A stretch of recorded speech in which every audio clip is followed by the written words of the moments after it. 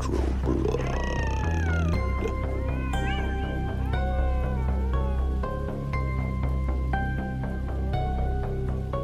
Welcome back, everybody, to the Retro Blood.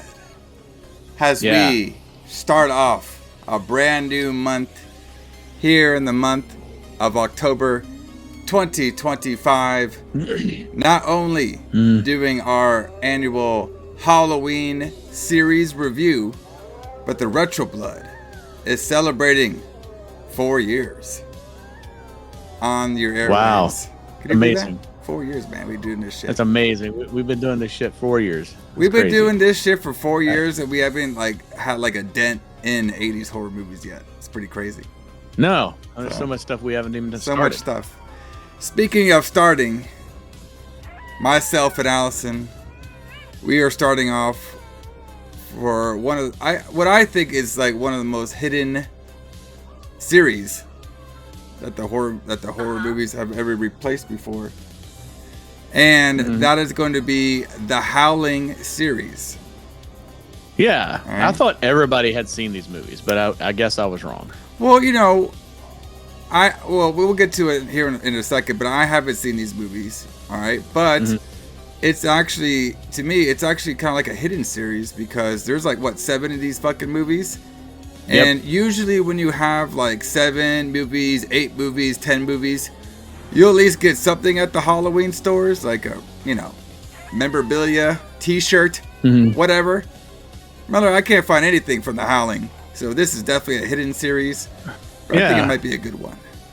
No action figures. No action figures. No, now they could be online, but I don't know. Yeah, maybe. I haven't seen them. They need to make an action figure of the chick in the leather bikini. Yeah, there you go. That'll work. Yeah. But we are starting off this show. If y'all like girls named Karen who have bad dreams and wake up every scene in the movie.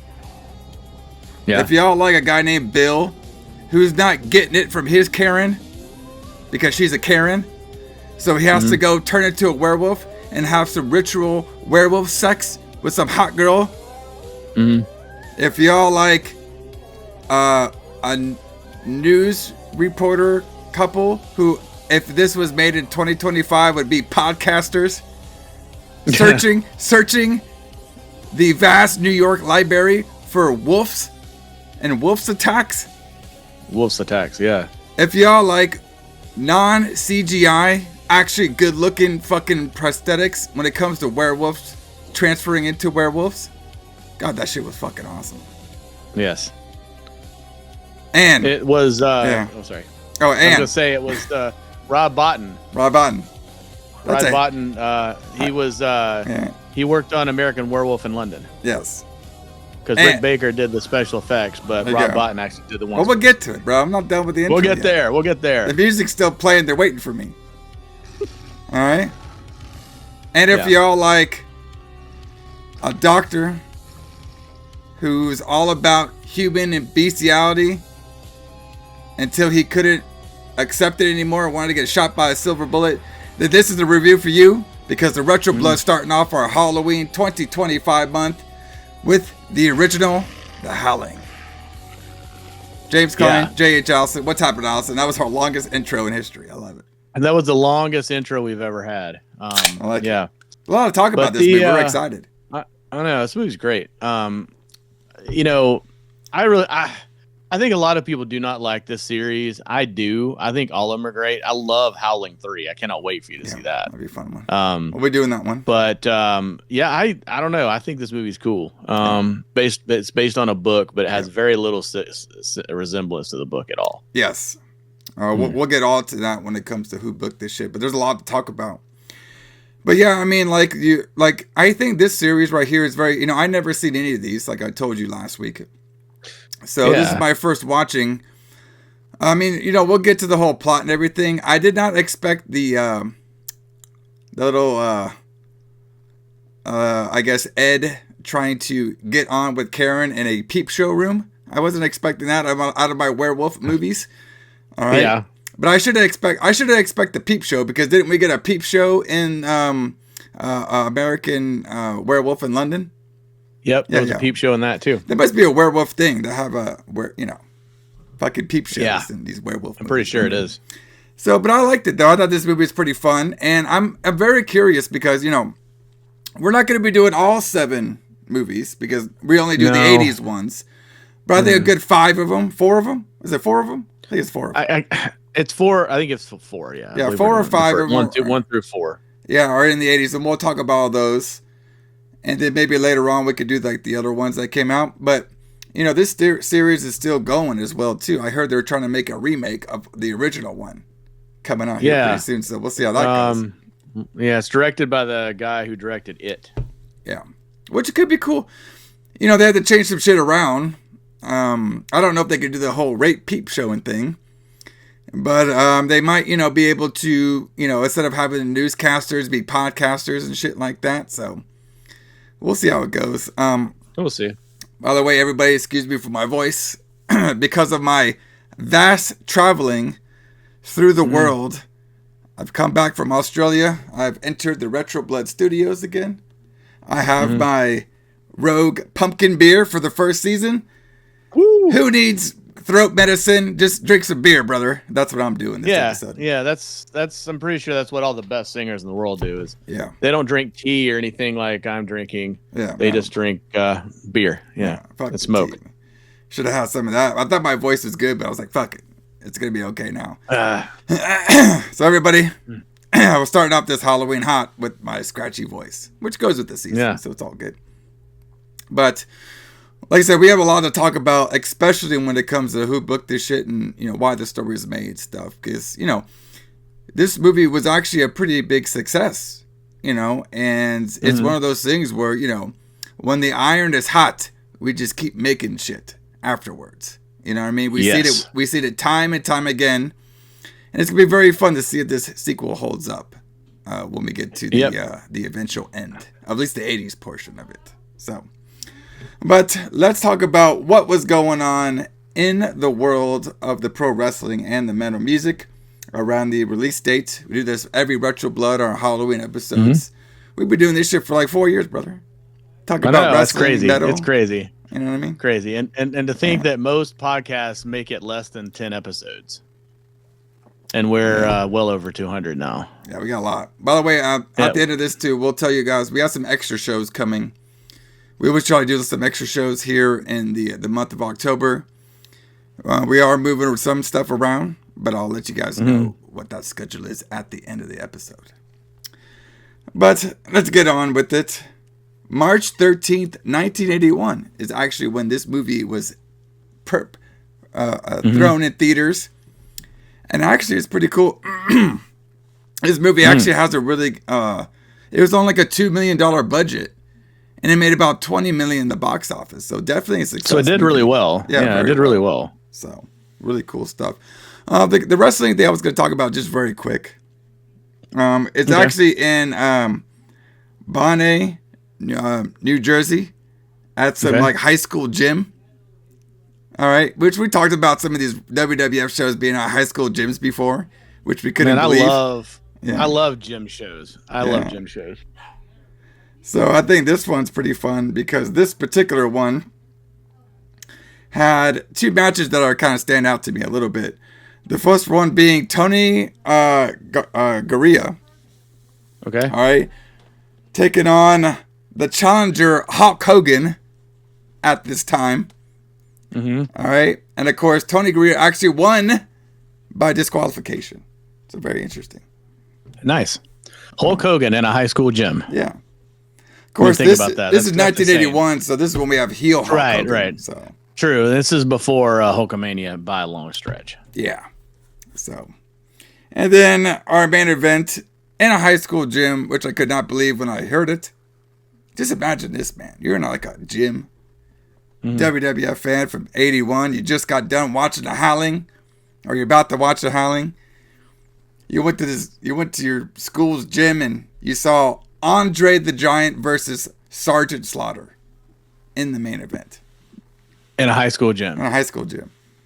That's crazy. Fucking crazy, man. It's really weird to think, though, that wasn't that uncommon back then because that reminded me. I should have mentioned this to you, but I didn't. Yeah. But where I live, there's a local photographer that I've known for years. You know, he's got to be in his 70s now, probably older than that. Yeah. But he's been taking pictures of sporting events and things like that as long as my whole life. And he posted some pictures on Facebook of he posted it as just, those are pictures I took in 1983 or whatever. And it was all, I think it was 85 actually. And it was all from the local junior high gym. And it was a Jim Crockett show. Oh, wow. That ran in this tiny town in a junior high gym in 1985. And that's crazy to think, because almost nothing like that could happen today. No. You know what I mean? Big shows at least. Today. Well, not even. I mean, nothing as big as Jim Crockett Promotions could have happened. Yeah, no. Closest thing I think of that is I don't know, maybe 2018 or 19 or sometime around that time. NXT came to a college gym. Yeah. In Johnson City, and I almost went to that, but I didn't.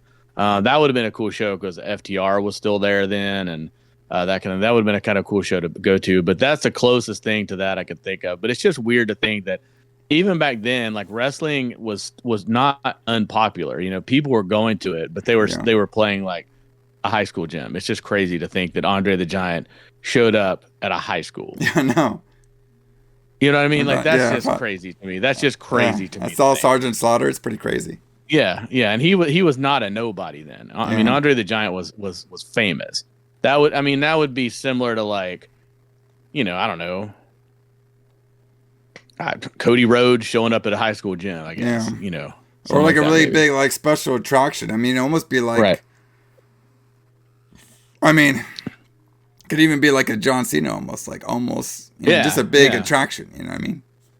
So very interesting. Yeah, that's nuts. It's nuts to think about. Yeah. But yeah, that's cool. That's a really cool story. So, Alison, what do we got going on the music front? I know they're not metal, but what do we got listening to? Not really metal, but something I wanted to talk about, because I don't think we've ever talked about this song or this band before, but I'm pretty sure on the show at some point, or at least you personally, I've expressed my love for the band Joy Division. Yeah. And, they're kind of a British post-punk band. They weren't a goth band, but they influenced a lot of goth type people, I guess you could say. A lot of those people like that kind of thing. They're a huge band and that kind of thing.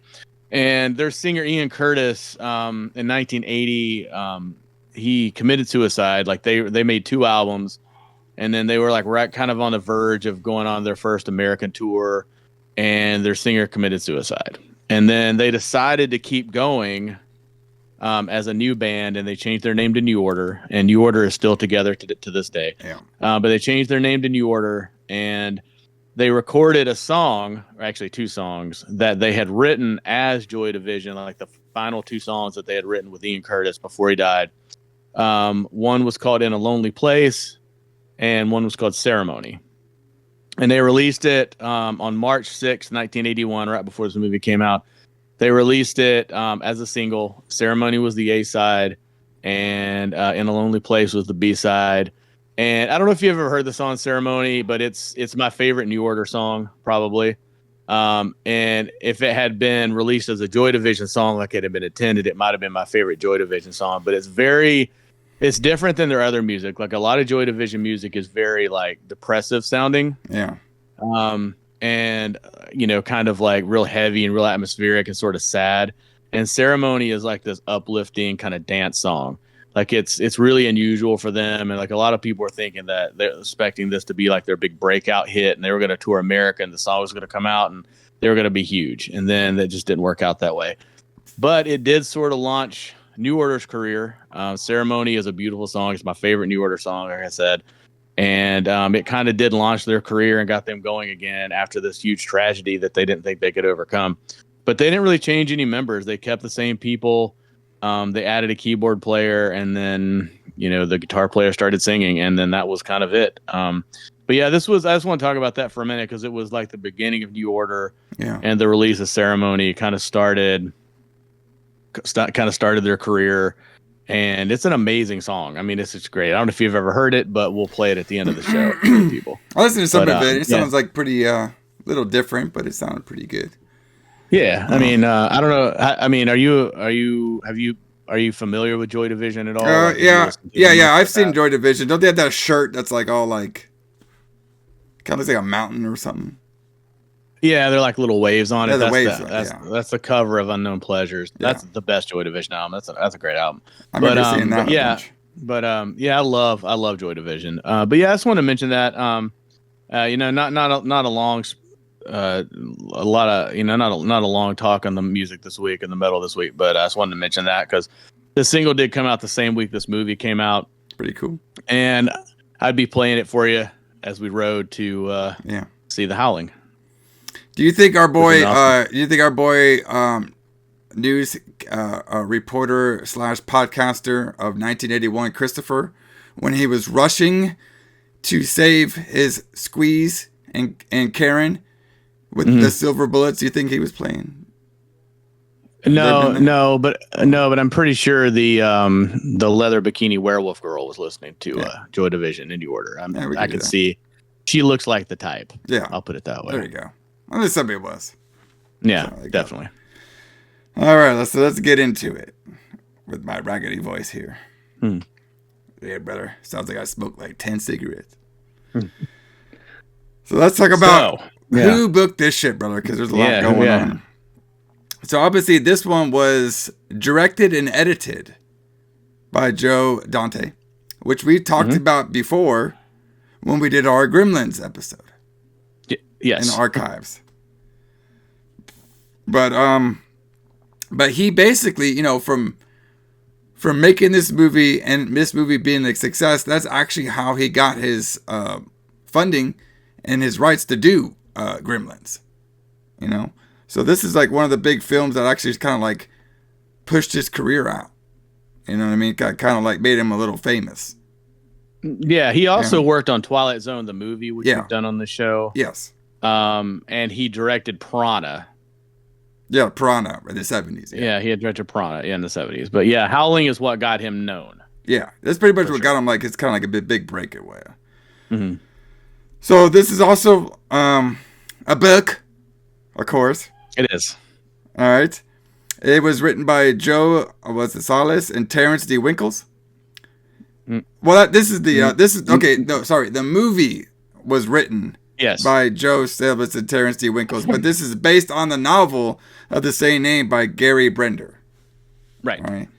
And apparently, like you were saying earlier, it's the same name, but the story is way different. Yeah, basically the only similarities other than there are werewolves in it is that in the book, Karen she's just like she's like a wife. She's just like a regular person. Yeah. And living in LA, and she gets raped, and then she ends up going to this secluded like village to recuperate or whatever, and it turns out that that's a village full of werewolves. Which is the plot of this movie in a way, but it's very different. Yeah. But it is similar in some way, in that way. And I heard like two things. I heard that later on in the sequels, apparently they adapt more from the book on certain things. Yeah. And I did hear that our boy Joe Dante said that his script was superior than the books, which I appreciated. Yeah, sure. Sure. That's right, Alison. Movie beats books, brother. Movie beats book. I don't know about that, man. Speaking of books, wait till we get to that New York guy in that bookstore. He was a character. Yeah, I can't wait. Cannot wait. This is great. All right, so like we were saying, The Howling was released in the United States on March 13th, 1981. It became a moderate success, grossed around 20 million, at the box office. It received positive reviews with praising for the makeup. All right, by special effects, like you said earlier, Rob Bottin. Did you see what this guy looks like? This Rob Bottin guy in the 80s. He looked like a fucking werewolf himself. That doesn't surprise me. All right, fucking crazy looking. And which is cool about this movie, it actually won the 1980s Saturn Award for Best Horror Film. I guess it won around like 1981 or 1982.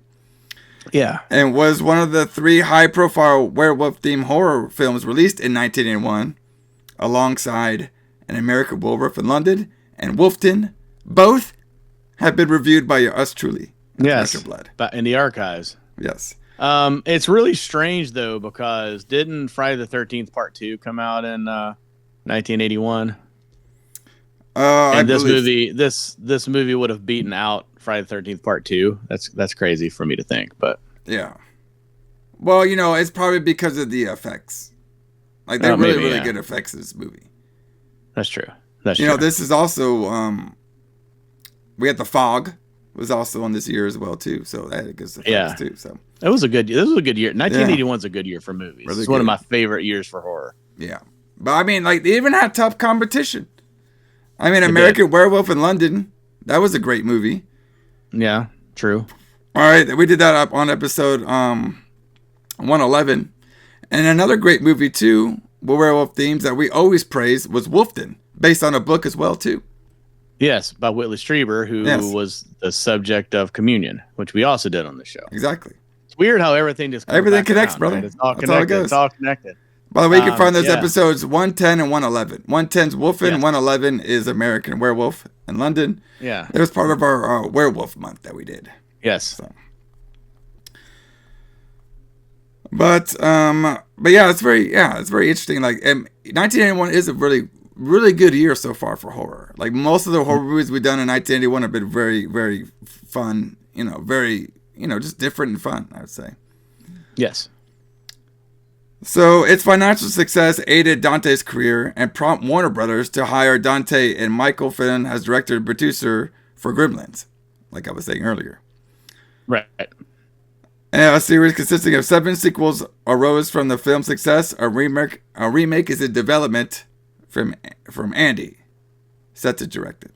Andy what's his name? Andy Muschietti. It's like I think it's Andy. I don't know how to say his name. I think he's Italian. I think it's Muschietti or something like that. But he's the guy that directed It Part 1 and 2. Yeah. So he's no slouch. So maybe it's good. Maybe it's good if it ever gets made. Yeah. But I feel like Joe Dante was a weird choice to direct this, because I mean, granted, it's early in his career. Yeah. But it's kind of like. It's sort of tongue in cheek, kind of. It's not a comedy, but there's like a lot of like humorous elements to it. Yeah. Which are not in the book at all. And he did that with Piranha as well. Like when he directed Piranha, he turned it into kind of this weird, like tongue in cheek kind of sort of comedy. Yeah. And that's kind of his style though, because Gremlins is sort of a comedy, right? It's kind of a comedy. It's a horror movie. It's sort of a comedy, and so is The Burbs, which he also directed. Yeah. It's very cartoony. So his directing style is very cartoony, I think. Yes. But I mean, the movie is good. He did a good job on it, but I feel like it could have been maybe more serious if somebody else had directed it, potentially. Maybe. Yeah, I can see that, because we did have the music also too. The music on there, like you could tell that there were certain points where they're using more of the comedic style tones. Yeah, when certain characters were on stage. So. All right. Theater chain owner turned producer Stephen Lang had long wanted to get into film production and was an avid horror reader, particularly for Stephen King. Yes. Right? So there was a blurb from King on the cover of the 1977 book, The Howling. All right. Yes. By Gary. And it drew Lane's interest, and eventually he looked into the prospect of buying the rights to make a film. Making a film of it. After tracking down the rights to Warner Brothers, who done nothing in the 2 years since acquiring them, he discovered they had resold the rights to director Jack Conrad. All right, Good old Conrad brothers on here. Yeah, back on the Retro Blood, if he's ever been here before. Lane partnered with Conrad on The Howling, with the two getting the film set up at the Abaco Ambassador Pictures. Mm-hmm. All right. So basically, this guy loves Stephen King so much, that he wanted to buy the rights to a book just because Stephen King liked the book. Yeah. Wow. Fair enough. I believe the quote was like, "If y'all don't know Gary, all right, Brenshaw, you all should, because he's good. So that was the quote. And the guy was like, all right, I guess I'll figure it out. And I guess he liked him. Oh, by the way, the Avico and Bastille Pictures, there are a lot of people, they've done a lot of stuff with like John Carpenter. Yes. As well, yeah, too. they're in the early 80s, late 70s, Yeah. they were a very big name in underground independent horror. Oh, yeah. We wouldn't have a lot of the movies we have today if it weren't for them. Yeah. Shout out to them. After Drax by Jack Conrad, who left the project earlier after disputes with the studio. Can't believe we haven't heard that one before.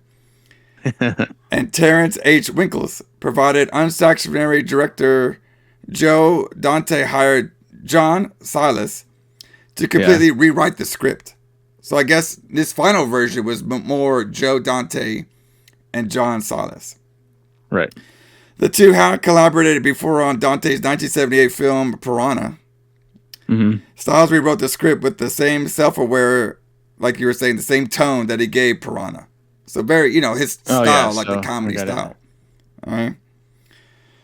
And his finished draft bears only a vague resemblance to the book. All right. So, however, Rico still receives writing credit for his screenplay work. All right. So, we have a lot of good actors and actresses in this one. A lot of them. A lot of them. We have, Kevin McCarthy, John Corain, Kenneth Tobey, Slim Pickens. All right. Many who appear in genre films themselves. Additionally, the film was full of in-joke references. Roger Corman makes a cameo appearance as a man standing outside a phone booth. Did you know that was him? That was funny. I did not know that was him, but that's kind of cool. As John Stiles apparently has a morgue attendant, and James Murtaugh has one of the members of the colony. It says, Forrest J. Ackerman appears in a brief cameo in an occult bookstore, clutching a copy of an issue of his magazine, Famous Monsters of Filmland. Yeah, I didn't know that was him. I didn't know that Forrest J. Ackerman was in that. The guy that like you said, he published Famous Monsters of Filmland, one of the most famous horror publications of all time, next to probably Fangoria, I guess. Yeah. Yeah, that's kind of cool that he was in there, and they thanked him at the end of the movie. I did not know Corman was in it, though. That's kind of cool. Yeah, pretty cool. I like when they make special appearances. Yes. All right, so obviously, a lot of praise was for Rob Bottin on his special effects. All right, who had worked with Dante on Piranha before, so that's how he. So it seems like Dante. It seemed like he brought a lot of people from Piranha over to this project. All right. Yeah, at this time, he was like a lot of these directors. Like John Carpenter was the same way, where he liked to work with the same people all the time. So Rick Baker was the original effect artist on this film, but he actually left this film to go to American Werewolf in London. So they were basically making these movies at the same time, and he was originally working on this, and then he left to go be the special effects guy on London. But he was the what was the word I'm looking for? He was the supervisor, I guess, of these special effects. Yeah. So he stayed involved. Yeah. But he didn't do the actual effects though. And both movies very superior on their effects, I would say, on the wolf transformations. I would say so. I mean, some of the best you'll find. Nothing like this had ever been done before. Like we're especially like you can tell like in that scene where it shows the close up of the wolf face, and the snout of the wolf is like growing. Like that's also in American Werewolf in London. There's a scene just like that, except it's probably done a little better in London than this. But yeah, nobody had ever done anything like that before. Yeah. And I think a lot of people don't understand like a lot of movies of this time, like how people had never seen a special effect like this. Yeah. It's people. I mean, I watched it with 2020 vibe, and I was like, oh shit, that shit looks great. Yeah. It looks much better than any kind of CG werewolf transformation that they would do today. You know what I mean? Like it looked a little bit more realistic. You know what I mean? I was like, goddamn, for like a 1981 film, I mean, this shit was looking pretty realistic. I was like, damn. Yeah, it looks good. It looks good. All right. Oh, I did like the stop motion they did in here too. I thought that was fun. That was made by David W. Allen. All right. So it says on here, there were times during shooting when Robert Picardio was very disappointed about the hours he had to spend in makeup. On this special edition DVD, he remarks, one day after spending 6.5 hours in the makeup chair, I was thinking, trained at Yale, 2 leading roles on Broadway, my first acting role in California, my face gets melted in a low-budget horror movie. All the crew had to say that was, Bob, next time, read the script all the way through first. Yeah, so funny that you would say that because I know that guy, Robert Picardo, that actor. I know him as the holographic doctor from Star Trek Voyager. Yeah. So I guess it's better for him to be on Star Trek than it is to be a werewolf in this movie. But whatever. I think he's a good actor. I think he's hilarious in Voyager. Plays a different role in this. So but it's acting, right? They're not. It's not their real personalities. Yeah, I mean, it's pretty funny. Like especially doing like this. Yeah, that's another thing. I don't know why. I don't think this would like fly nowadays too, because everybody's so big on their budget and keeping everything in budget. Like, 6 hours on the makeup chair. Like, why don't you just CGI that and AI that shit now, brother? Well, yeah. I mean, nobody would do that shit anymore. That's one of the things that's wrong with movies today. And while we talk about movies from the '80s, because back then you had to sit in a makeup chair for hours. Now they're just like, now they would just create a CGI werewolf and that would be it. Yeah. And by the way, Robert, he played Eddie on here. The werewolf serial killer rapist? Yes, sort of. Gotcha. All right, just make sure I got his title correct. You got it.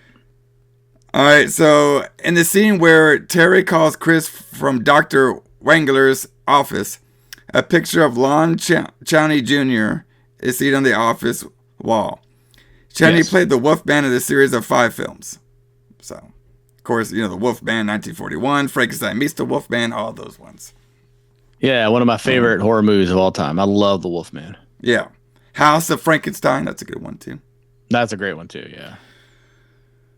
So the final transformation had to be done all in close-up because the movie had exceeded its budget. Oh, you don't say. By then. You don't say. And this has to be shot in Dante's office because they had no money for sets anymore. There you go, brother.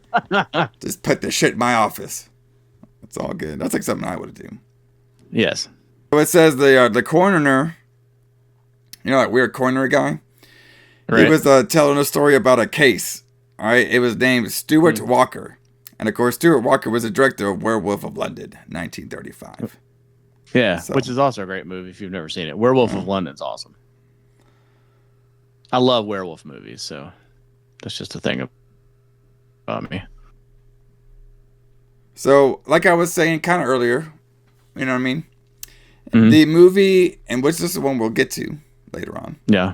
But I believe it's the Howling 4, the original Nightmare, 1988, are both based on the same novel by Gary Bartner.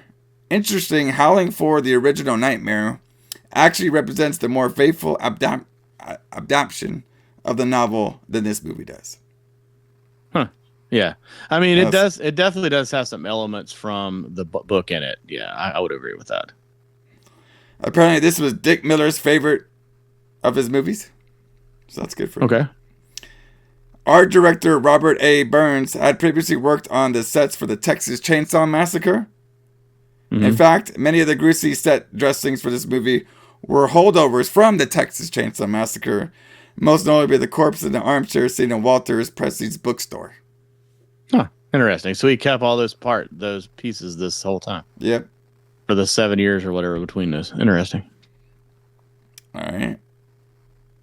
All right, so we'll end on this one, even though there's a lot. There's a lot, yeah. But, we don't want to make this show 8 hours, brother. No, right? No. We didn't get time for that. So director Joe Dante had been very critical of the books. Kind of like me when I talk to Alison over here. Yeah, you're very critical of the critical books. Of your book. All right, it doesn't always happen better in the book, brother. All right? Show me the big screen. All right? So he did many interviews talking about how the book wasn't good and how they had improved it in this movie, like I told you all earlier. Sure. One day at the Hollywood Screenwriting Institute for a lecture, Dante started talking and bad-mouthing the book. Oh my God, I would love to see that. I would have recorded that and I would have sent it to your email. That would have been great. All right. A man raised his hand. This must have been you. A man raised his hand from the audience and said, "So you don't like the book, huh?" Oh my God, is that really true? The guy was like, this is Alison over here. He's like, "So you don't like the book, huh?" And Dante answers, "Well, no, not really." To which the man replied, "No shit, because I wrote that book." This fucking Gary guy got so offended that he went to his speech, Joe Dante's speech. He's like, "You don't like that book, brother, huh?" I wrote that book, brother. That's amazing. Right. Just immediately called him on his gimmick. Dante was caught by the author on television. Oh my God, bro! I gotta find that scene if that's anywhere. No shit. I would love. Yeah, we should try to find that. Bro, that's like something, bro. Allison, if you wrote a book, and you had some asshole like me direct it and be like, "This book fucking sucks, brother." That asshole didn't know what the hell he was doing. Like, you like my movie? Yeah, I put way more ritual wolf sex in mine. He didn't have any of that shit, brother. And then I was like, hey, then I would go to touring around schools, talk about how bad this book sucked. All right. And then you show up and you're like, "Hey, brother, you don't like that book, huh?" I was like, "Nah." I was like, "Well, I wrote that. I wrote that book. You have a career because of me, asshole." All exactly. Right. That's fucking awesome. Wow.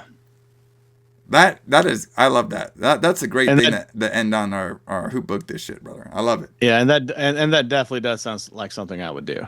I know, exactly. You'd be a little more low key about it. You'd be like, "Oh, you don't like that book, huh?" Well, I wrote that, man. You fucking asshole. You just I'll see you outside in the parking lot. I'll see you outside. That's all. Oh my God. Well, let's see. Let's see if the book or the movie is better, because we're talking all about the Howling 1981, the original. I say let's get into it. Let's do it. Let's do it. The Howling. Somewhere in this city, in this human jungle, it begins. Just try. He's right there. What do you see? What's there, Karen? What do you see, Karen? What's there? Somewhere in these woods, in this primal, sensuous, secret place, lies an experience too terrifying for words.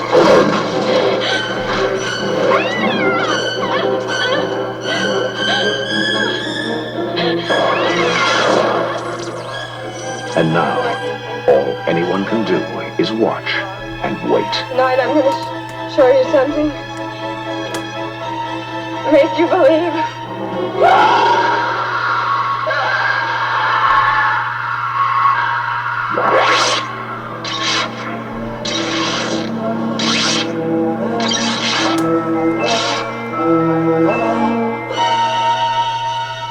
The Howling.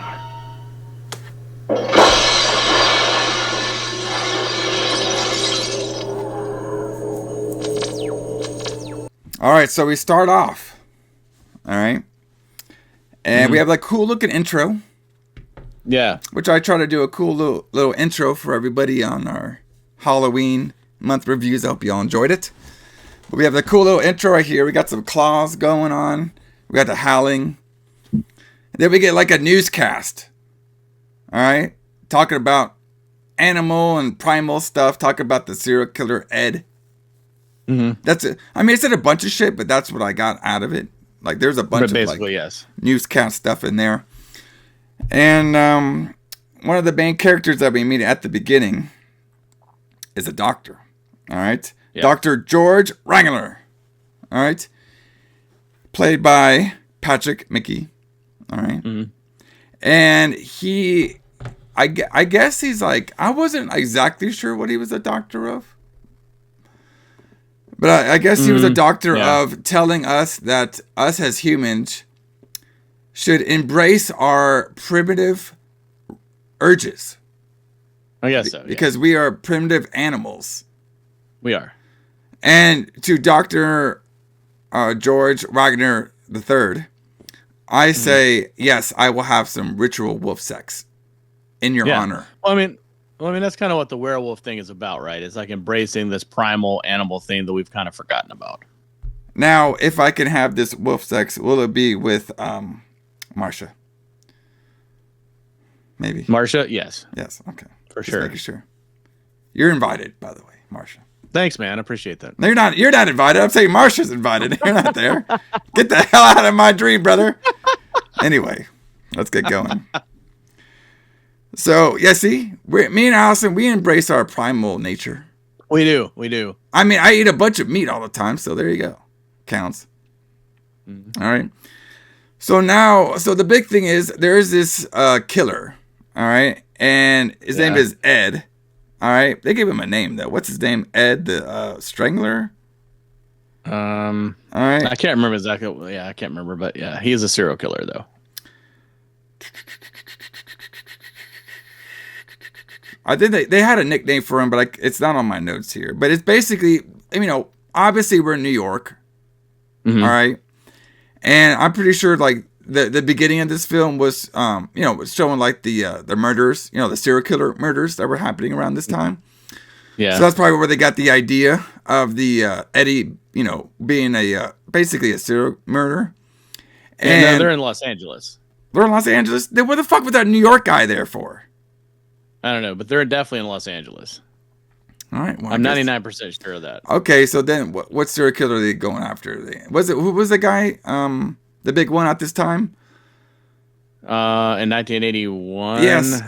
It was the oh fuck, I can't remember his name. You're talking about the leather Richard dude. Ramirez. Yeah, Richard Ramirez. Yeah, Richard Ramirez, the Night Stalker. Yeah. The Night Stalker, that's what it was. Yes. Yeah.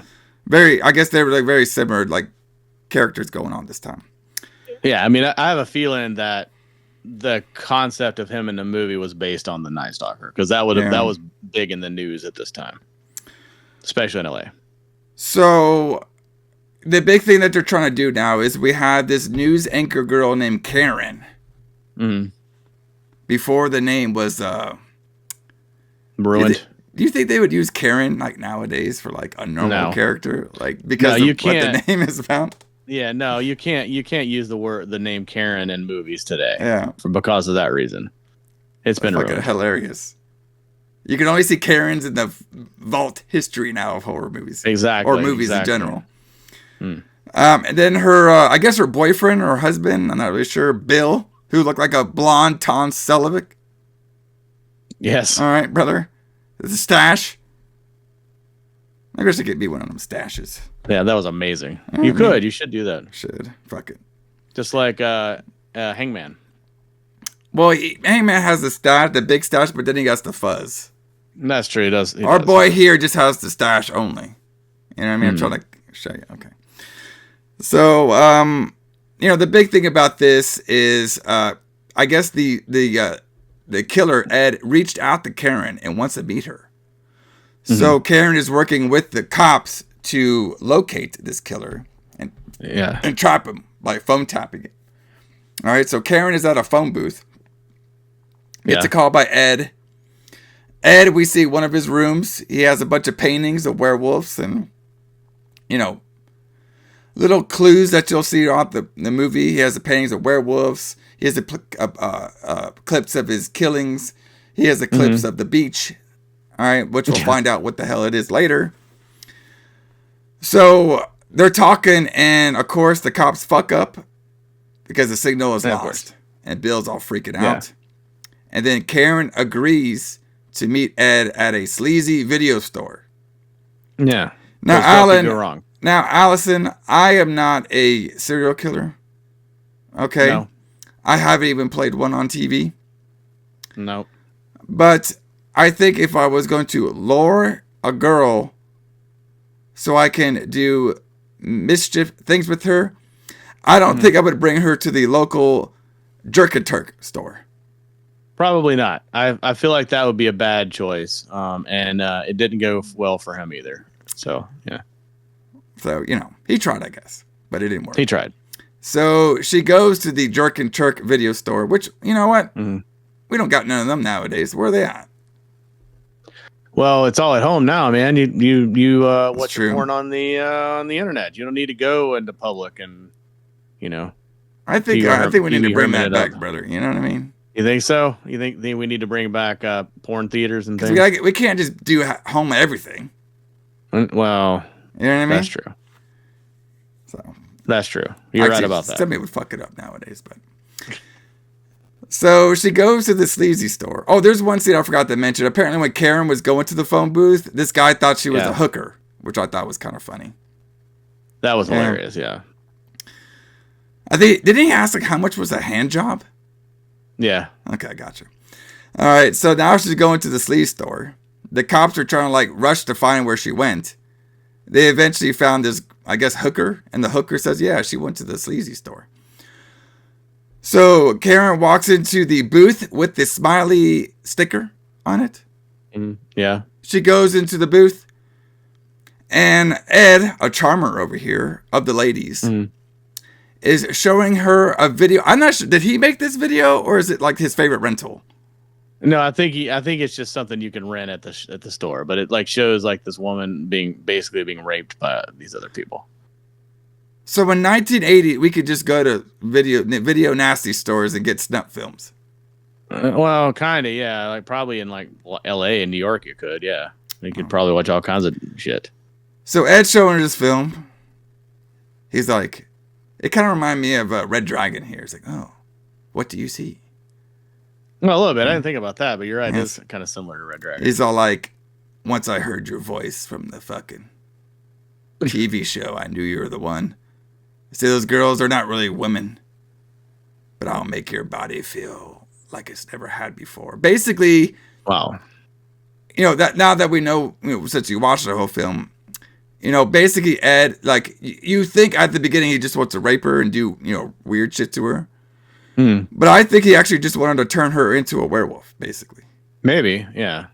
You know what I mean? It just sounded very creepy because, we didn't know the plot yet. Right, because he's a serial killer, and anything he says sounds creepy, probably. So then he starts turning to his ultimate Frieza form, the werewolf. Yes. The cops come in. They find where they're at. Karen gets away, and then one cop just shoots up the Jerk and Turk section. Doesn't even wait for the guy to finish, and he fucking blows him up. All right, and then supposedly there goes Ed. So now we're getting some scenes, all right, of, Karen obviously has a bunch of trauma going on this time. And we get these, which apparently they're like documentary people or newscasters. I'm not really sure what news. I think they were trying to write a story about the serial killer Ed. Right. So they were basically like, you remember on Halloween 2018? Yeah. Where you had those podcasters and they're the ones that like got Michael Myers all hot and bothered. So you can go kill people and shit. Yeah, it's kind of like that. Yeah, they're news. Yeah, this was the 1981 version of them. Right. All right. So they go, I don't know, they just randomly found Ed's room and got to go there from police didn't really care, I guess. I guess. I mean, that's one of those things that just happens in movies. But I think that they had been like maybe researching him or been in contact with him potentially. Because remember how he was in contact with Karen. So they might have been in contact with him, and that might be why that happened. I guess. I'm speculating though. Well, even if they were like in contact, I don't really see the police like letting them go through like a killer's room. No, for sure. No, that would not happen. And they even took evidence. Yeah. From the police. Yeah. Like they found a bunch of werewolf pictures and they take the pictures of the werewolves at the beach. All right? Yeah. Yeah, that would not happen today or at all in real life. So Karen's having bad dreams because of what happened to her. Bill cannot get none from Karen because she had that bad encounter. Right. Karen tries to go back to work, but she freezes on camera. And the newscaster's like the main director. This guy was cracking me up too. He wasn't as funny as Ashlyn, but he was cracking me up a little bit that he was on here. Because he was all like, I don't know what's wrong with her. Maybe she's pregnant. Yeah, that must be the solution for the problem, right? Anytime any woman's acting different, it's because she must be pregnant. Yeah, then they go to the other newscaster who was who actually had like a southern voice, but then when he was on screen, he talked like normal. I thought that was funny. Yeah. He's like, that's a real pro out there, brother. All right. So now Karen is talking to the Dr. George because the Dr. George was the guy who was helping her throughout the whole ordeal with Ed. Mm-hmm. All right. So she goes back to him, and basically what's going on with Karen is she has like shock syndrome now, where she can't remember what Ed looked like, and she can't remember the events of what happened because she was so shocked by it. And then George's response is like, well, how about you just come out to my colony? You know what I mean? We're a bunch of hippies and shit, and you can smoke some weed, and you know what I mean? Sounds good to me. You know, nothing bad ever happens at some doctor's weird colony. Ever. No. You know what I mean? Yeah, there's no like, such it's not thing a as cult. cults It's not a cult. You won't drink no it's not a Kool-Aid. cult. Yeah. It's not a cult. All right, so maybe when you get there, you can remember your dreams and Maybe. remember everything that's happening. Here, have this Kool-Aid. He does use the line, which every cult member probably uses. Hey, come to my place so you can recharge your batteries. Gotcha. Oh, we're very low key. Oh yeah, you don't say. So Bill and her go. All right. She's not sure if she wants to remember everything. Well, then why the fuck you go into the place? Then why are you going? And now she hopes the people aren't weird. Of course, the people are weird. All of them are weird. Of course, they're all weird. Yeah. They're out of Alison's special. They're out of Hoedown. Wow. You have a lot of hoedowns there, was, Alison. No, I don't know why you think that, but okay, fine.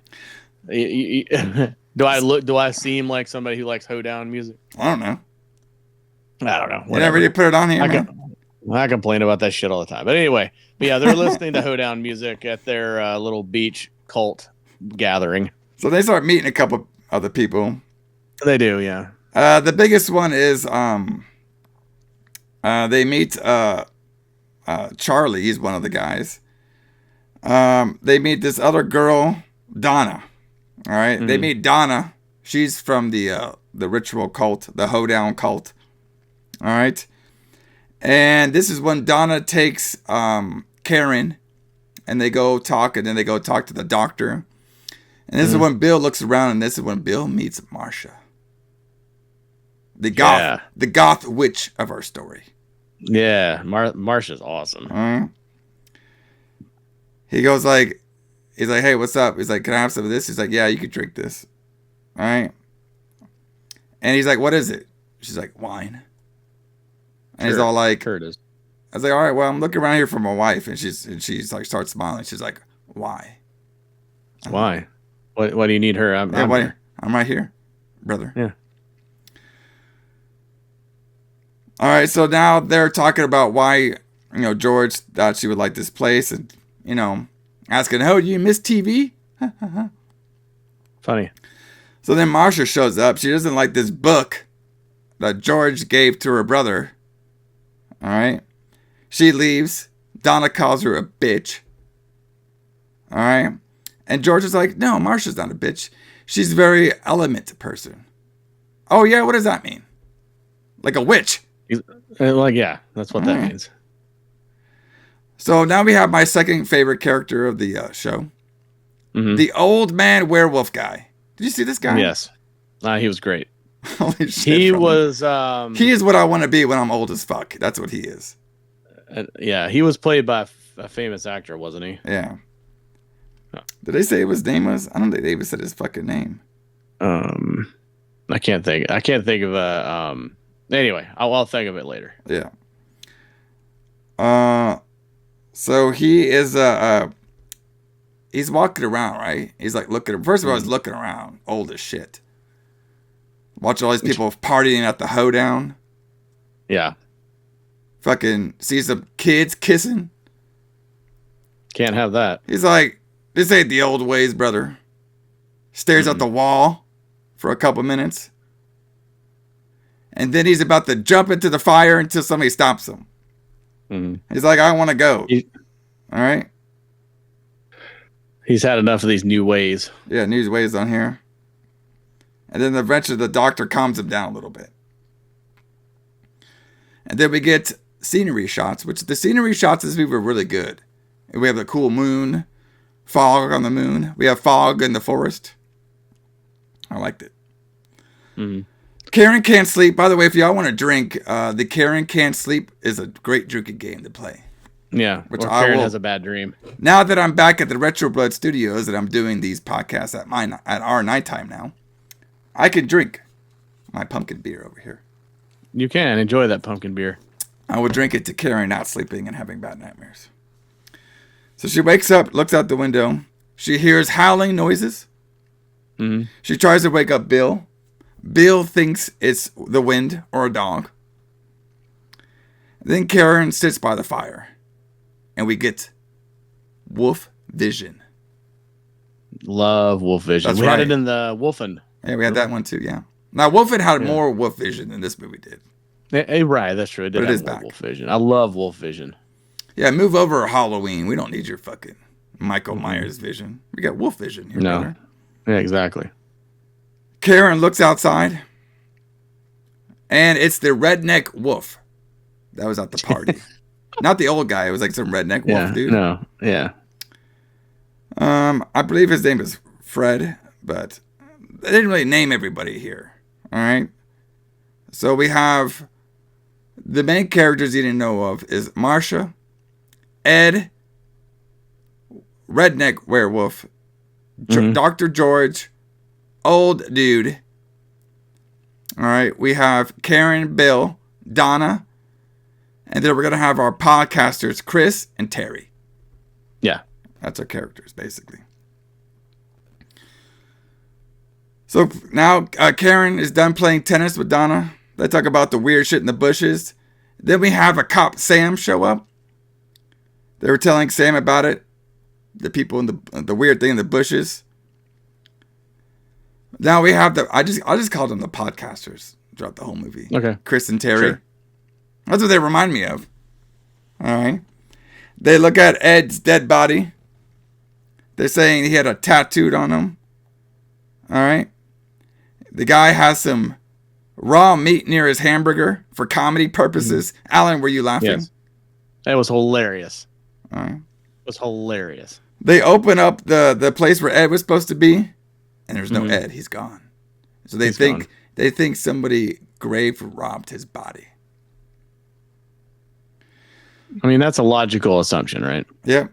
So Karen now hears cows. She doesn't think cows should sound like that. And Donna's like, well, what are cows supposed to sound like? Good question. Good question.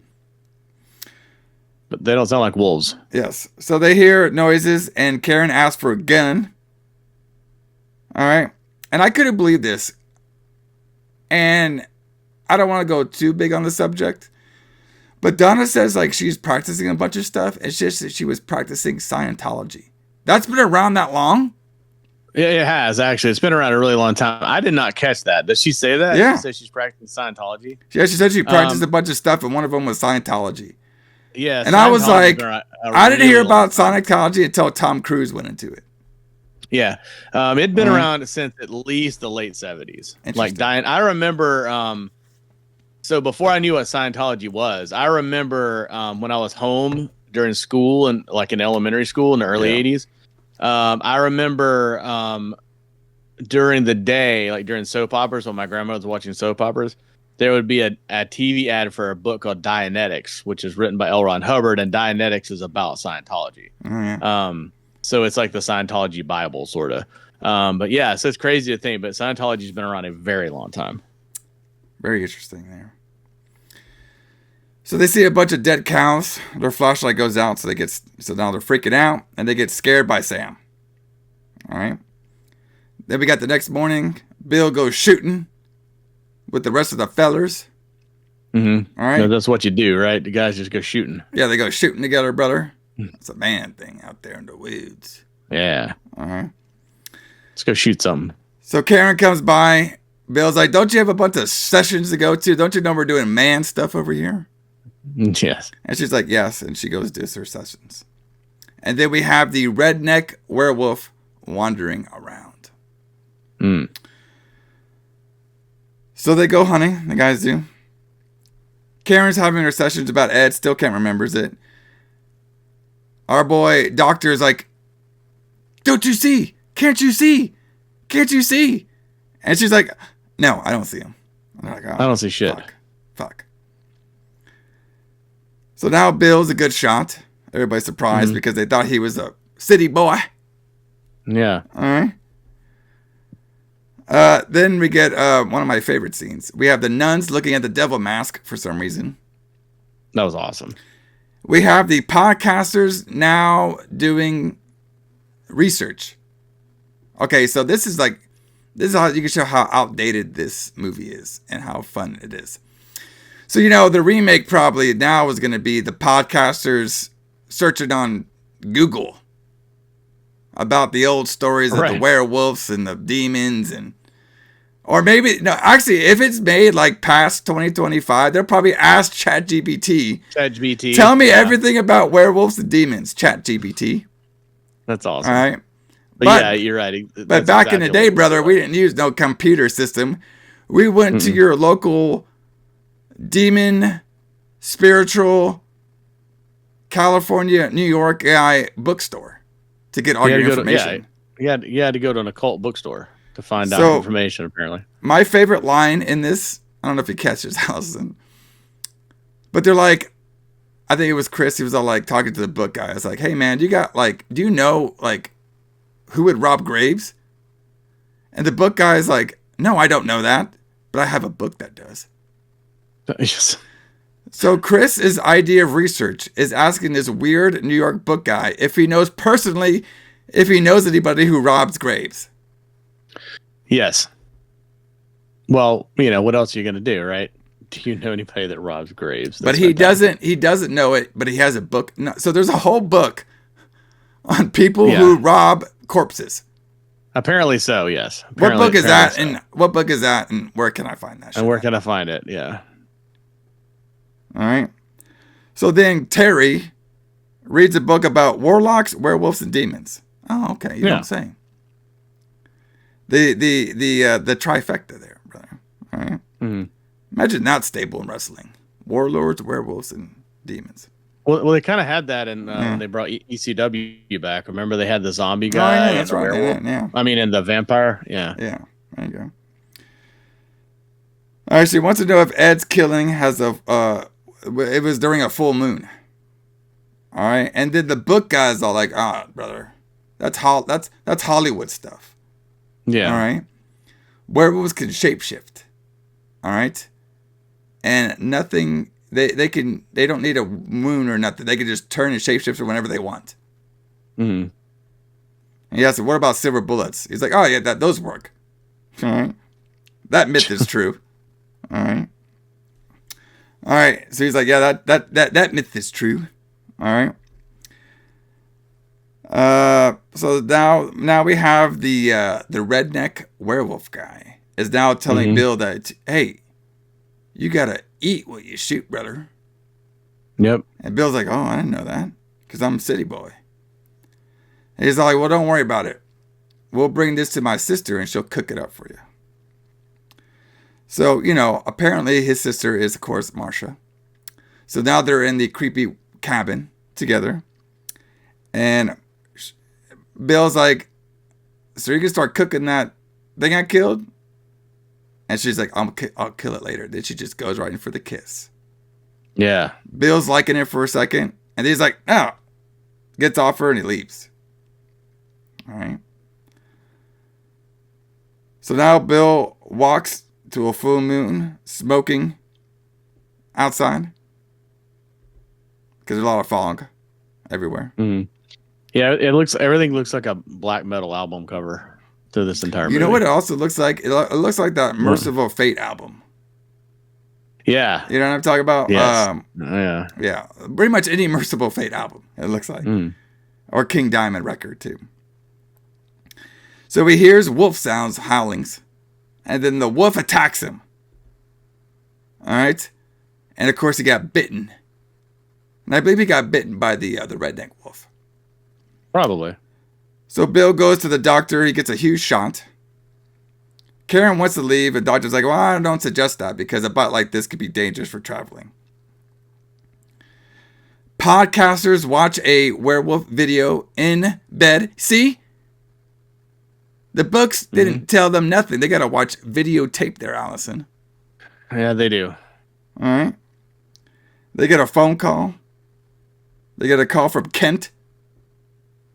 All right. And they said Bill got bitten by a wolf. And now they're all like, oh, shit.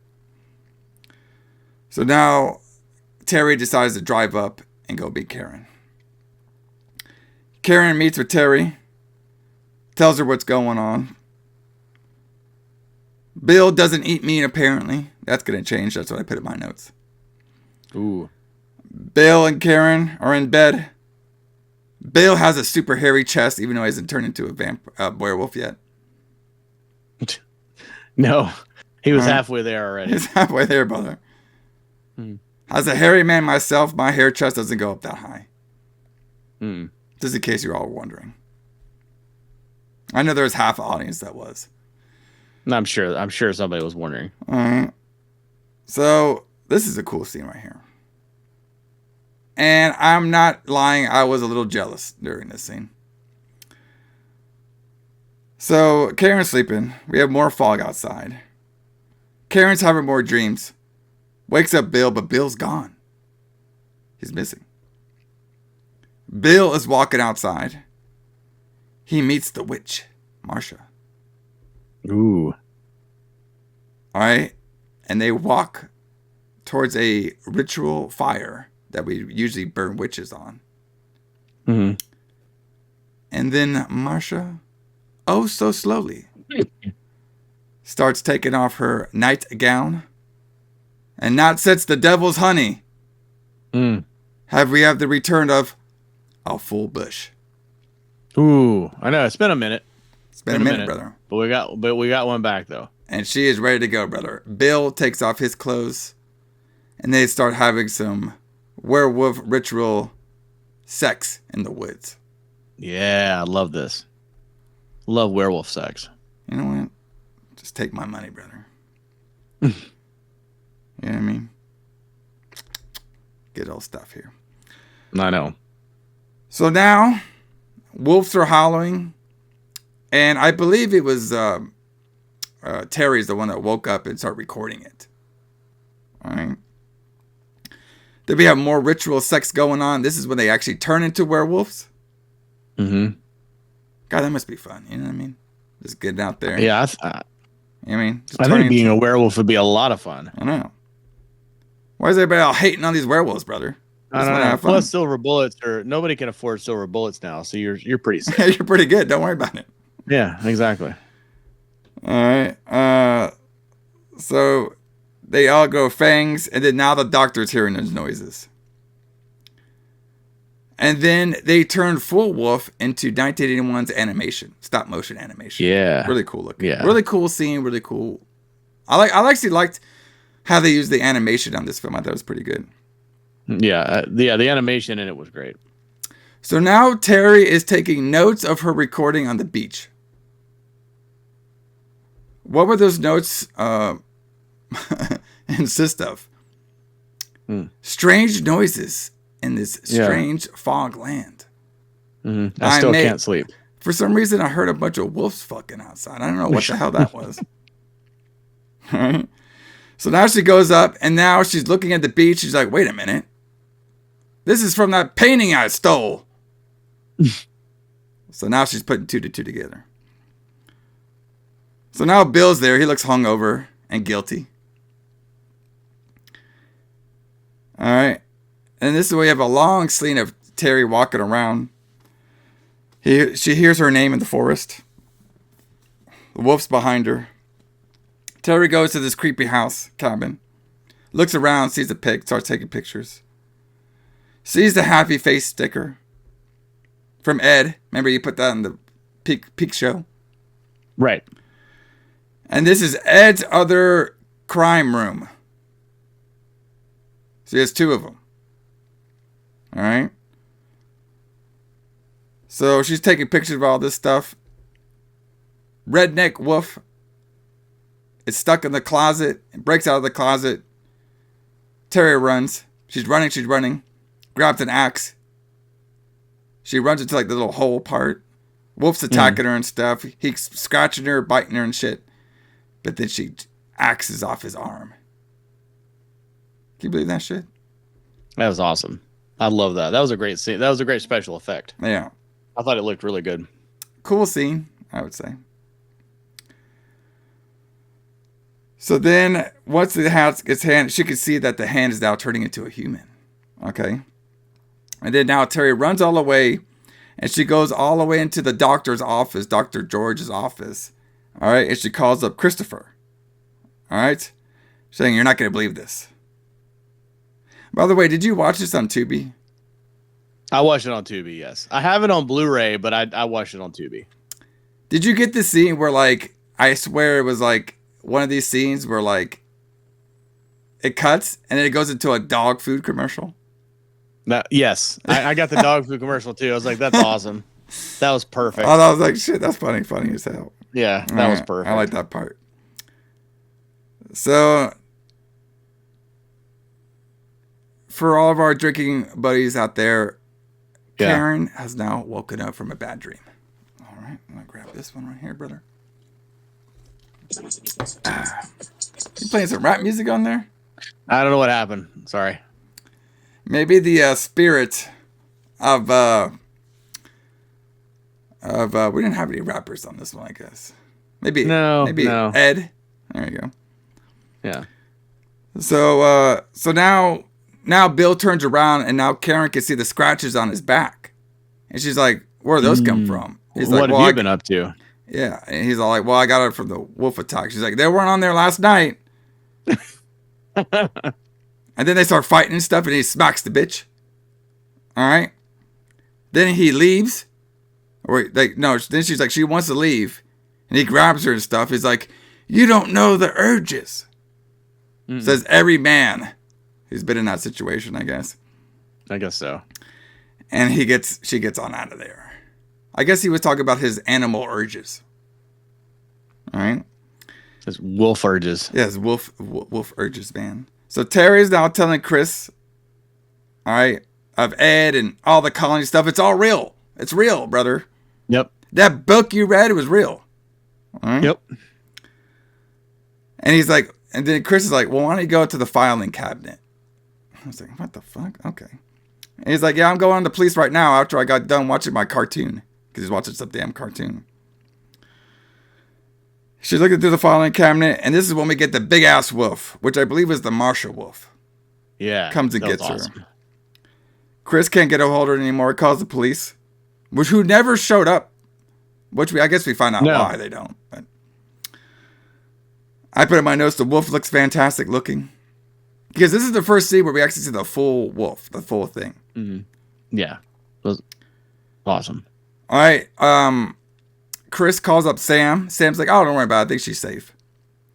And then, of course, she gets attacked by the wolf. And the wolf bites Terry's neck. So she's dead. And then Chris goes back to that bookstore and steals some real silver bullets with a New York guy calling him a crazy asshole. Yeah, because remember when they went through there the first time, he said that somebody had ordered the bullets for a 30-06 rifle, and he never picked them up. Never picked it up, brother. Conveniently never did picked them up because now we need them for the plot of this movie. So, yeah, exactly. Yeah. At least they were there. So Karen goes into the doctor's room, sees dead Terry, doesn't freak out. Kind of freaks out a little bit. Not like a normal freak out. A very calm freak out, I guess. Tries to do the phone, doesn't work. Ed has showed up now. He's appeared. He's like, aren't you glad to see me? Mm-hmm. She's like, I thought you were dead. He said, I trusted you, Karen. All right. And he pulls his bullet out of his head. And then we get a long, fantastic, slow motion transformation into Ed turning into his wolf Frieza form. All right. Karen grabs some chemicals that were laying around. Now, Alison, if you're a doctor of science. Yes, a doctor of science. Would you just leave acid chemicals just laying around in your office? Well, if I were a sloppy doctor, I might. I think I might, because it make me look more like a doctor. Sloppy doctor. Yeah. Like, how can you have a doctor's office with some random deadly chemicals hanging around? Right, exactly. You'd be a poser then. You know what I mean? So then Karen just grabs the chemicals after the slow transformation and just pours it on his face. And then she runs away. At least we got the cool visual of her turning into a wolf, but the payoff wasn't that much. No, payoff wasn't worth it. So now Chris is trying to get gas, but this guy complains, well, we all can't have Mazdas. All right? Yeah, it's a big car in 1981, brother. The Mazda. I know. The Mazda was a big deal, the Miata. So Karen is getting the car now. All right? But the redneck grabs her and brings her to the Klan. All right? They go to her. They see, which I thought was Ed's dead body, but it's not. It's just some random person's dead body. Yeah. I'm not really sure who it was. Oh, it's probably with Terry's body. Maybe. So they're all like looking at her and stuff, and you know what I mean? Because they're all wolves, basically. The whole hoedown people were all wolves. Of course. Doctor goes there, she hugs her. Doctor's like, no. Chris is driving really fast to Thrash Metal, probably. Yep. Bale is one of them now. They talk about being bitten and how to adjust. That's what Donna was like, hey, I got bitten. I adjust to it. It's great. Yeah. Then my favorite guy, the old guy, pipes up saying, this is not right. This ain't the old ways. No. We can't hang out with the humans. Humans are our prey. Yes. All right? I completely agree. So basically, Dr. George was trying to figure out a way for his clan of werewolves to, work with the humans, like coincided with the humans, basically. Kind of, yeah. So I feel like what he's trying to do is he feels like they can't keep this isolation. They can't keep staying isolated forever away from the humans. So they need to be able to find a way to integrate into like human society. Yeah. And that's going to keep their society going. Cause I think that's what it is. And like the old werewolf guys, like, nah, we don't want to do that. We've never done that before, that kind of thing. Yeah. And just like, kind of like vampires a little bit, werewolves like hunting and eating humans because they taste good. Right. But he wants them to get more onto like an animal based, like cows. That's why we saw with the dead cows and stuff. Right. So then Marsha pops up saying, you said we could fit in. You said we could live with them. All right. You make me sick. All right. And then she pushes the doctor down. Yeah. Karen tries to run. They grab her. All right. Doctor says, we can't get rid of her. She's well known. Saying like she's famous. Yeah. Saying like we can't just kill her. She's famous out there. Chris gets to the doctor's room. Dr. George's room. He's there now in his Mazda. Yeah. Looks all over the files. Here's a voice recording of all the stuff that happened in the movie. Ed breaks the window, takes the gun. Ed's face is all fucked up because he had Dr. Acid poured on his face that was laying around. Yep.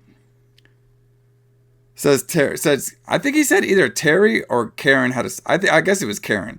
Saying Karen, he went after Karen because she has a sexy voice. Yeah. And Chris calls him crazy. He says, well, I'm much more than crazy. Were you a lunatic? Well, what the fuck? I guess, yeah. All right, so he gives Chris the gun back, saying, well, this ain't going to do anything. All right? And just like before, he turns into his wolf slow motion again, and then Chris just shoots his ass with silver bullets, and he's dead. And he's dead. That's not going to do anything. Well, I'll show so you. so far, like our boy Ed is 2-0. He has cool transformations, but then he gets his ass whipped. Yeah, right? yeah. It's kind of a He's fuck like around and find out he's situation. like the reverse. He's like the reversed of a Super Saiyan. You know what I mean? Yes. Like, you know when a He's Super like a Super Saiyan, Saiyan in reverse. yeah, they get more powerful. They start whooping ass. He transforms and he gets his ass whipped. All right. Yeah. So now Chris, because he found out everybody was at the barn, he goes to the barn. All right. And they're all like, they're not scared of bullets because they could get shot by regular bullets. You know? So, like, redneck's guy was like, well, what the fuck are you going to do with that? It don't matter. And then he just shoots his ass with silver bullets, and everybody's looking at him like, they all look, and they're all looking up like, kind of confused looking. And then Chris is like, well, I got silver bullets. And then the other redneck fucking wolf was like, oh, silver bullets, my ass. Mm-hmm. So he goes for the gun, and then Chris just shoots his ass, and he's dead. And they're all like, they're like, oh shit, this guy really does have silver bullets. So then they go back into the barn, and they lock themselves in there. And then Karen gets escaped. All right. This is when we have Chris. He lights the whole barn up on fire, and then all the wolves are trapped up in there, besides a shit ton of other ones. All right, so they get in the car, the Mazda. The wolf attacks the car, but they drive off. And then while they drive off, there's a wolf still attacking him in there, and one of them bites Karen on the shoulder. Okay? And one of them bites on the shoulder, and then Sharon kills it with the gun. Okay? Mm-hmm. And we find out that one is Bill that she killed. And we also find out the reason that there was no cops here is because the Sam was a werewolf himself. Okay? Right, exactly. And I do like it where there was a shoot-off between the sheriff of the town, Sam, and the podcaster, news reporter, Chris. And Alison, which one won the shoot-off? A trained police officer with multiple experiences shooting targets and killing things, or a news reporter podcast guy? Which one won? The news reporter. The news reporter, of course. Of course. Yes. Maybe he had in his before he was a podcaster, he was a gun range guy. Maybe he was in the army. Yeah, you never know. Who knows? So they drive off, you know what I mean? After Karen kills Bill and she realizes Bill, she got bit and everything. She's like, we got to make them believe, basically. We got to show them, we got to make the world believe that there are werewolves in this world. It's not just written in books. Right, and how could we possibly do that? And then there's a really cool shot where they're driving out to the city where we saw the 3 werewolves just hanging out. Yeah. Animation style. I did like that, like the animated werewolves. I mean, like, people think that stuff's what they call it, quote unquote, cheesy now, but I think it looks cooler. I think it looks cooler than any CGI that you could do today. Yeah. So they go to the city. Karen's getting ready for the camera. Mm-hmm. All right. They're all saying, are you sure you're going through with... Chris says, are you sure you want to go through with this? She's like, yes. So then we get a story about the fire that started in the colony. They start talking about the colony and how this fire is spreading.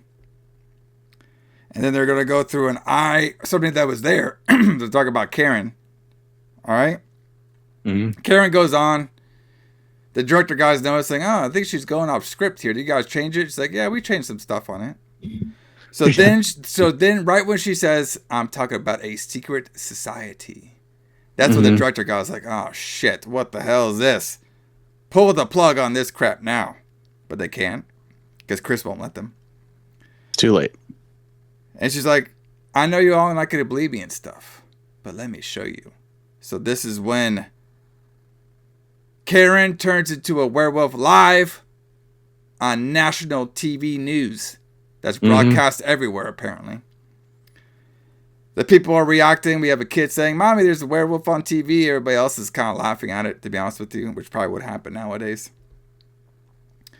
Chris then, I don't know why he had to do this now. He couldn't just wait. I guess maybe when you're a werewolf, you have to start killing like right away or something. But Chris just opens fire on her ass right in the studio. Yeah. All right. Yeah, like he just carries the rifle into the studio and just shoots her right there. And then right when that happens, the director cuts to a dog food commercial, which was fun. And we got one on Tubi too, which is funny too. Yes. All right. So then we're at the bar. The guy's like, "Oh, that's some really cool special effects they're doing nowadays. I guess they're trying to get their ratings up." Mm-hmm. All right. And I guess that did it. And they're all going to order hamburgers, and they're asking the lady at the bar, "Hey, how do you want your hamburger?" And of course, it's Marcia. She is still alive, and she wants her hamburger rare. And then we literally get a ending credit scene of somebody cooking a hamburger. Yep. And then the whole credits. And then I don't know if you caught this, Alison, but then we actually have a Marvel Studios trope where we actually have an ending credit shot. Yeah. So I wonder if that's like one of the earliest post-credit sequences that exist. And all it is like an old movie and an old lady saying, "Go now, heaven help you." And that's it. And I'm like, this better be in the sequel. We better get Marcia in the sequel. Listen, guys, I don't know anything. I know these Howling movies are old as shit. I don't know anything about Howling at all. This is my first movie here, and I'm not going to spoil shit for the rest of them. All right? Mm-hmm. So you haven't seen Howling 2 yet, I haven't seen Howling 2, even though I hear it's a weird sequel. Yeah, you don't say. All right? So I'm like, I could think of 1,000 sequels to do with this movie. So we'll see how they do it next week on the Retro Blood when we do the Howling 2. So yeah, it's called Howling 2. Your sister is a werewolf. Oh, okay. So does it have anything to do with this movie or no? Not really. Okay. However, I will say it was directed by Philip Mora, who directed Communion. Okay, which we did on this. So that's what you're in for. So that's what you're in for. So do we have a boy on here or no? From Communion? No. Golly, damn it. You have Christopher Lee. Oh, okay, well that'll work. That'll work, yeah, but it's not Christopher Walken though. Brother, I could not imagine him as a werewolf, brother. "Hey, I'm Christopher Walken, man. Just give me a couple minutes, but I'm just gonna turn it to my werewolf form. It's okay. Just let me do it. Look, I'm moving around. Look at my acting. I'm moving. All right, look at the hat I got on. We're gonna dance with some aliens. Come on. All right. If you want to have some retro sex fire, I'll do it. Let's do it. It's cool. All right. Let's start dancing. All right. Anyway, we have too much fun in here. Anyway, so everybody, like I said, this is our Halloween. This is a great month, bro. We're back at the Retro Blood Studios. This is our 4-year anniversary. My voice got better throughout the show. Sorry, it was kind of fucked up earlier, so that's good. Hey, you know what it was? Pumpkin beer, brother. You hate on the pumpkin beer. That's saved my voice. It healed you. It healed you. I mean, I might as well. I mean, I was wrong. I got to admit, I was wrong. Good shit. This month is going to be our annual beer reviews. We're going to save that for November and December when we do our stouts. But we will be drinking some beer on here and there. And if I find any other good ones, I'll let you guys know. This one now sponsor Rogue Pumpkin Patch Ale. Pretty good. I've had better. Yeah, but it's pretty good. But everybody, like I said, join us next week here on the Retro Blood as we talk about the Howling 2. Was it Your Sister's a Werewolf? Your Sister's a Werewolf. Yes. And of course, the schedule for us is going to be, we're going to be doing Howling 2 next week. All right. Howling 3 and then Howling 4. Yep. All right. So we're doing 4 out of the 7. Not bad. Yeah. Not bad.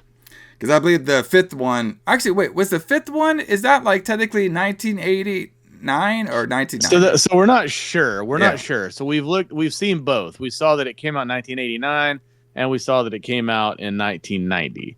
So I'm not sure when it actually came out, but we don't have 5 weeks. So we're just going to do, so what I got is it's listed as a 1989 movie. Yeah. Direct to video, but my release date is February 22nd, 1990. Okay. So I'm gonna say it's a 1990s movie, and we're gonna do 1 through 4. Okay.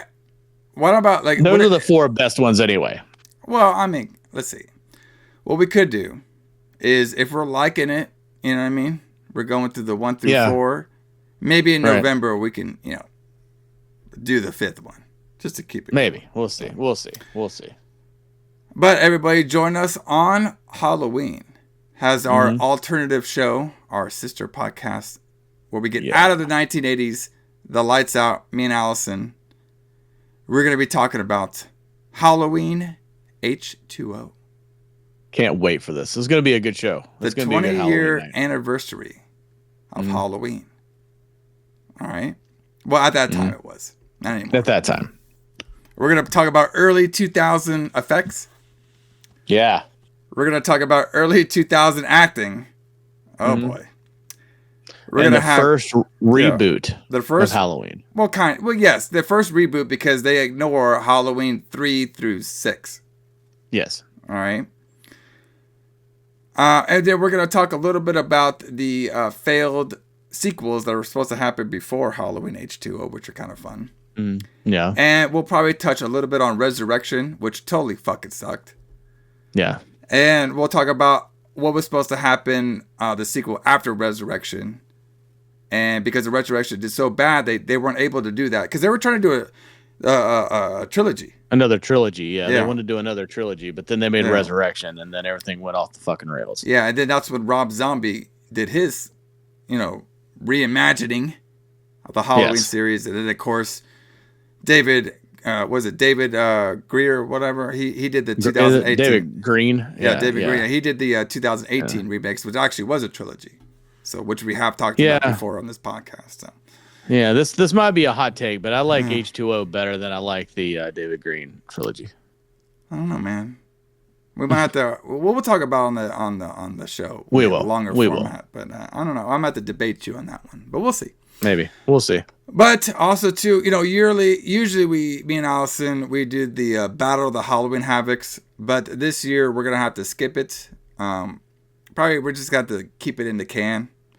Yeah. Too much wrestling to watch already on TV. Too much movies to watch. Too much Halloween shit to do. We just don't have time for it. But in its replace, I am going to do a special Why I Love This Movie section. Okay. That you all can find on the YouTube. So the first one I'm going to do in this series of Why I Love. All right. Just going to be me solo on here. Just showing some clips and talk about why I love this movie. It's going to be why I love scary stories to tell in the dark. Oh, nice. That'll be a good show. I'll be sure to watch that. I'm going to be talking about the movie, which is surprisingly very good. All right. And I'm going to be talking about my own history when it comes to the books. Yes. All right. And of course, I'll talk about making of it, the stories, my favorite stories, all that kind of stuff. So look out for that one. I'm not sure when that's going to air because I haven't done it yet. But it's going to come out there. And it's going to be a little shorter than this. It's not going to be like long. I mean, I've done... it's going to be the same kind of format that I did the Return of the Living Dead Part 3 on, and what I did Hellraiser Hellworld on, which you can all find here on the YouTube channel as well, too. So, but yeah, jam-packed month over here. We got a lot of shit going on. It's going to be fun. So. Yeah, October is a good month for us. It's a fun month. But Alison, for all of our podcast listeners, what song do you want to play getting on out of here from New World? Man, let's play New Order Ceremony. New Order, my bad. Ceremony. New Order Ceremony. Let's play the ceremony over here. Boy, we had a lot of ceremonies on here. Well, there was a lot. I mean, a lot of wolf sex ceremonies. We had the hoedown ceremony. Yeah. We had the ritual wolf sex ceremony. Yeah. And then we had the burning of the barn ceremony of the werewolves. Exactly. We had a bunch of it on here. So. Yep. Pretty fun one though. So I enjoyed it. So far this month is turned off pretty hot. Let's keep it going. Yeah. But it's only week 1. Only week 1.